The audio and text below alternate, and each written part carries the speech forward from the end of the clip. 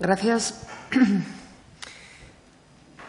En primer lugar, bueno, lo comentaba antes el portavoz de Izquierda Unida. A mí me gustaría recordar a la trabajadora fallecida en accidente laboral el miércoles pasado y a todas las demás víctimas mortales en lo que va de año. Y ese número no ha descendido respecto al mismo periodo de enero-agosto o enero-octubre del año pasado.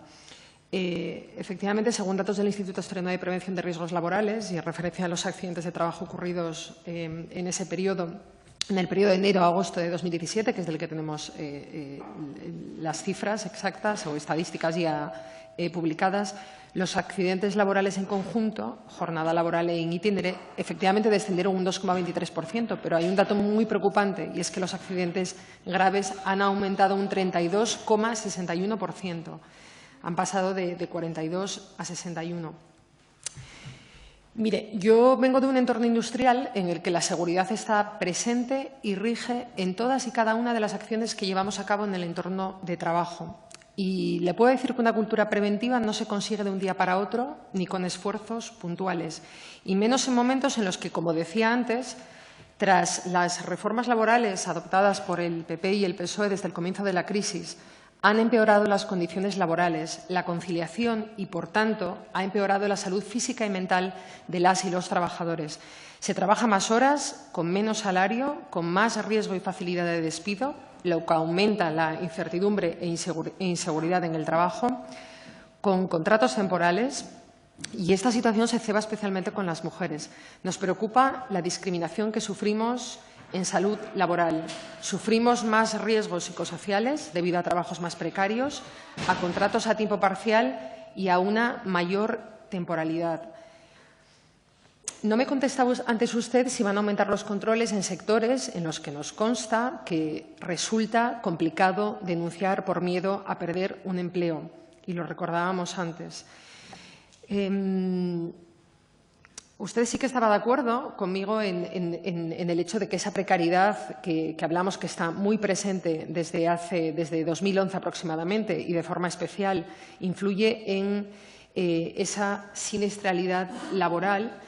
Y yo le hablaba, a propósito de eso, le hablaba de contratación pública socialmente responsable, que la definía en 2011 la Comisión Europea como la operación de contratación que tiene en cuenta uno o más de aspectos sociales como oportunidades de empleo, trabajo digno, cumplimiento con los derechos sociales y laborales. Empresas que ofrecen mejores precios y consiguen contratos públicos vulneran los derechos laborales de las personas trabajadoras, no aplican los mínimos principios de respeto al medio ambiente o emplean a proveedores que utilizan mano de obra casi esclava. En otros países, pero aquí también, donde prácticamente no existen los derechos laborales. Y nosotros creemos que esa dinámica de contratación sobre la que ustedes tienen una responsabilidad directa es insostenible porque empobrece a las personas trabajadoras y también a esos entornos donde se implanta.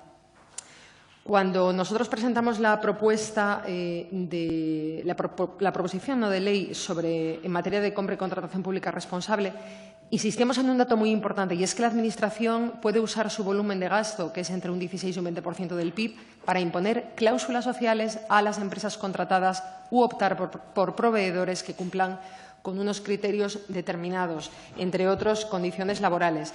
Porque hablábamos de que en el corto plazo son muy claros los resultados en integración laboral y en el largo plazo la mejora de las condiciones laborales implica, entre otros, un menor gasto derivado de los problemas de salud laboral. Usted dice que están trabajando el aspecto jurídico de inclusión de cláusulas sociales.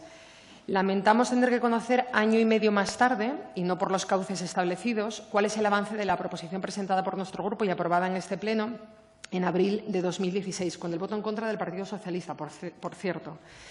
Esperamos que el Consejo de Gobierno se ponga a trabajar de forma firme y decidida en la incorporación de este tipo de cláusulas de responsabilidad social en la contratación por parte del Principado, porque le voy a decir una cosa, no es ejemplo de ello el pliego para la contratación del servicio de mantenimiento, y esto es solo un ejemplo, de aplicaciones informáticas del Principado de su Dirección General de Informática, por la que preguntábamos no hace tanto en esta comisión, que ofertaba 111 puestos y para 102 de ellos ni siquiera se pedía una titulación cualquiera.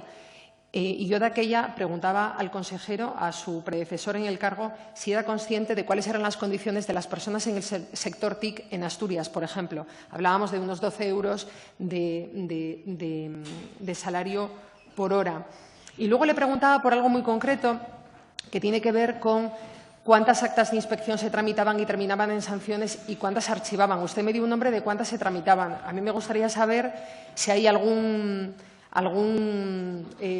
cuello de botella en esas tramitaciones, si hay incidentes que no se han podido tramitar, porque me parece importante esa labor que en algunos casos, mientras se instaura, si es que se quiere y hay voluntad para ello, esa cultura preventiva, hay otras acciones que hay que ir haciendo y que no pueden dejarse de lado. Y me preocupa que haya un cuello de botella justamente ahí. Y no hablo del último año, hablo de los últimos años. Me gustaría, si puede dar ese dato, si lo tiene, y si no, lo solicitaremos en breve.